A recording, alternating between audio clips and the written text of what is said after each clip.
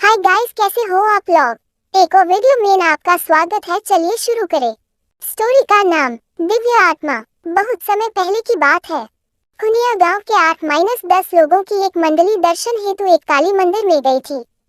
काली का यह मंदिर एक जंगल में था, पर आसपास में बहुत सारी दुकानें, धर्मशाला आदि भी थी। कच्ची पक्की सड़कें भी बनी हुई थी। पर घने उगे जंगली पेड़ पौधे इसे जंगल होने का भान कराते थे। ये काली मंदिर बहुत ही जगता स्थान माना जाता था।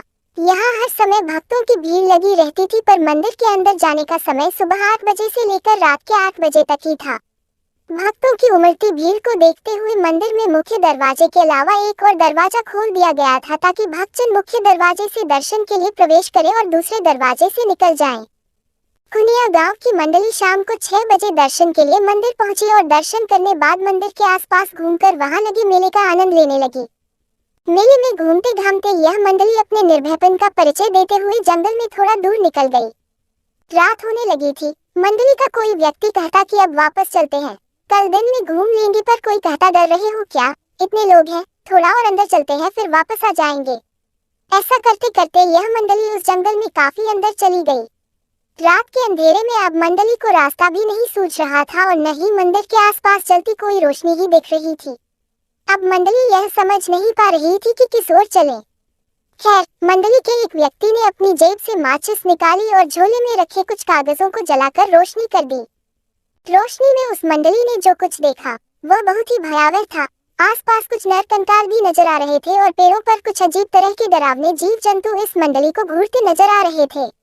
अब तो इस मंडली के सभी लोग पूरी तरह से चुप थे।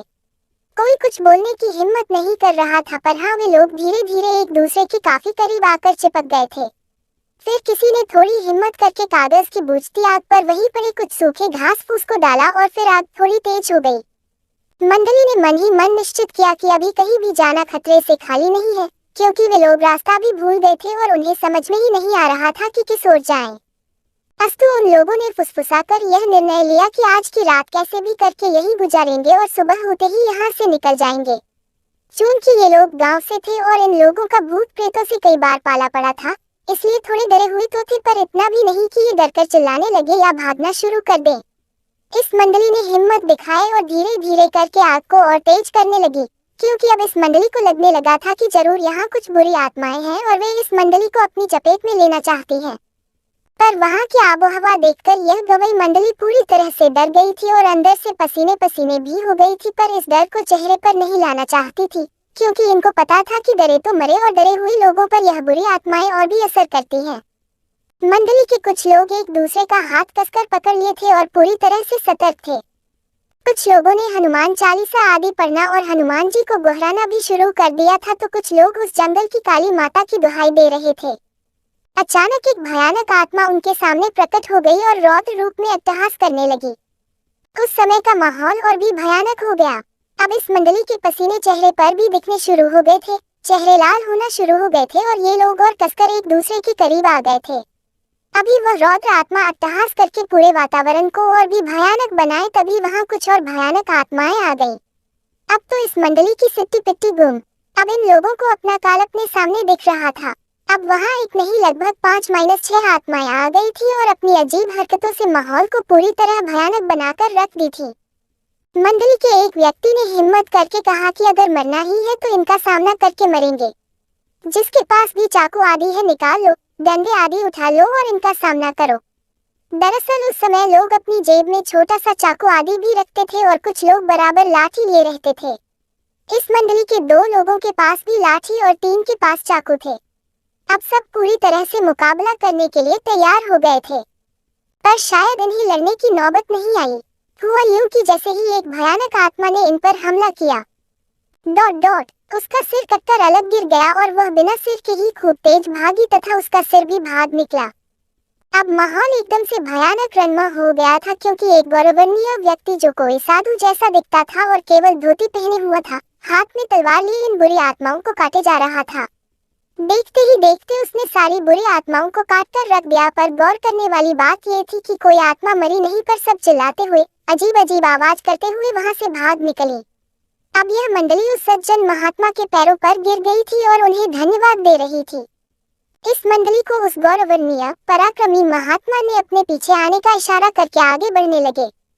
लगभग 10 मिनट चलने के बाद यह मंडली एक कुटिया के पास पहुंच चुकी थी। वहां डर का कोई नामो निशान नहीं था। उस महात्मा ने इन लोगों को कुटिया के अंदर आने का इशारा किया। कुटिया में पहुंचकर इन लोगों ने अपना झोला झंटा रखा और चैन की सांस ली।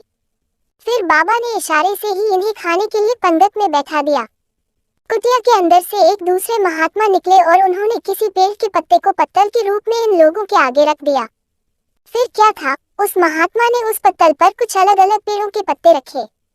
ऐसा करते समय इस मंडली को बहुत अजीब लग रहा था, पर किसी में हिम्मत नहीं थी कि बाबा से कुछ पूछे। फिर उस महात्मा ने कमंडल से जल लिया और कुछ मंत्र बुदबुदाकर छिड़क दिया। अरे ये क्या, अब तो वे पतले थाल बन चुकी थी और मंडली के हर व्यक्ति के इच्छानुसार उसमें पकवान पड़े हुए थे। फिर बाबा का इशारा मिलते ही बिना कोई प्रश्न किए यह मंडली जीने लगी। जीने के बाद बाबा का इशारा पाकर वह मंडली वहीं सो गई, पर सब सोने का नाटक कर रहे थे। नींद किसी के भी आंख में नहीं थी। इस कुटिया में दूर दूर तक डर नहीं था, पर बाबा के कारनामे देखकर वे लोग हतप्रभ थे और सोच रहे थे कि सुबह बाबा से इस बारे में जानकारी लेंगे। सुबह जब सूर्य की किरणें इस मंडली के चेहरे पर पड़ी तो इनकी नींद खुली। मंडली का हर व्यक्ति बहुत ही आश्चर्य में था, क्योंकि वहां न कोई कुटिया थी और न ही रात वाले बाबा ही, और ये लोग भी नीचे वैसे ही घास फूस पर सोए हुए थे। अब इनको समझ में नहीं आ रहा था कि वह कुटिया और बाबा गए कहाँ। खैर, अब इन लोगों के पास कोई चारा नहीं थी। थोड़ा बहुत इधर उधर छानबीन करने के बाद इनको रास्ता भी मिल गया और ये लोग मेले में वापस आ गए। मेले में वापस आने के बाद ये लोग काली माता के पुजारी से मिलकर सारी घटना बताए। पुजारी बाबा ने एक लंबी सांस छोड़ते हुए कहा कि वह दिव्य आत्मा है जो इस जंगल में रहती है। वह केवल रात में ही, और वह भी भूले भटके लोगों को ही नजर आती है और उन्हें रात में आश्रय प्रदान करके फिर पता नहीं कहाँ गायब हो जाती है। उस पुजारी बाबा ने बताया कि ऐसी घटनाएं उन्हें काफी श्रद्धालु सुना चुके हैं। इतना ही नहीं, उन्होंने कई बार दिन के उजाले में 9-10 लोगों के साथ इस जंगल का कोना कोना छान मारा है, पर कभी भी न वे महात्मा मिले और न ही ऐसी कोई कुटिया ही दिखी। खैर, यह मंडली तो कुछ और ही करना चाहती थी। इस मंडली ने फिर हिम्मत करके रात को जंगल में निकल गई। मंडली चाहती थी कि उन्हें बुरी आत्माएं सताएं और बाबा फिर आकर उनकी रक्षा करें। इसी बहाने यह मंडली यह चाहती थी कि बाबा के दिखते ही उनके पैरों पर गिरकर कुछ रहस्यों के बारे में जानकारी ली जाएगी। बाबा से हाथ जोड़कर प्रार्थना किया जाएगा कि वे कुछ अनसुलझे प्रश्नों का उत्तर दें। पर यह क्या, अभी ये लोग जंगल में कुछ दूर ही आगे बढ़े थे कि जो बाबा रात को पत्तल लाकर रखे थे वे दिख गए और बोले, तुम लोगों के मन मस्तिष्क में क्या चल रहा है मुझे पता है, पर ऐसी भूल मत करो। कुछ चीजों को रहस्य ही रहने दो। और सबसे अहम बात, हम और हमारे वे गुरुजी इस जंगल में इसी माता के दर्शन के लिए आए थे, पर रात को जंगल में कुछ डाकुओं ने हमारी हत्या कर दी थी। फिर हम कभी इस जंगल को छोड़कर नहीं गए और रात भर जागकर श्रद्धालुओं को डाकुओं और बुरी आत्माओं से बचाते रहते हैं। जय बाबा विश्वनाथ, जय माँ काली। वीडियो अच्छी लगी 2 लाइक एंड सब्सक्राइब कर देना एंड शेयर कर देना।